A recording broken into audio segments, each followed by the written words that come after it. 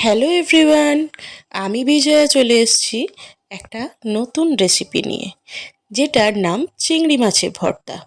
তো এখানে 250 গ্রাম মতো চিংড়ি মাছ, কেটে রাখা স্লাইস করে পেঁয়াজ, গোটা রসুন, কাঁচা লঙ্কা, শুকনো লঙ্কা, আর সাথে তেলে আমি ফোড়ন দিয়ে দিয়েছি কালো জিরে। কালো জিরে ফোড়ন দেওয়ার পর সব কিছু একসাথে করে ভালো করে নাড়াচাড়া করে ভেজে নিতে হবে। তারপরে স্বাদ মতো নুন, মিষ্টি ও হলুদ দিয়ে ভালো করে নাড়াচাড়া করে ওটাকে ঠান্ডা করতে রেখে দিতে হবে।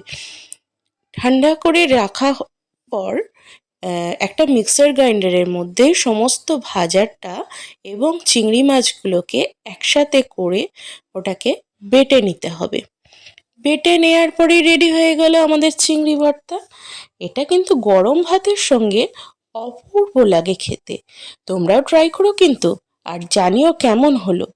আর ভালো লাগলেও অবশ্যই একটা লাইক করে দিও। নমস্কার।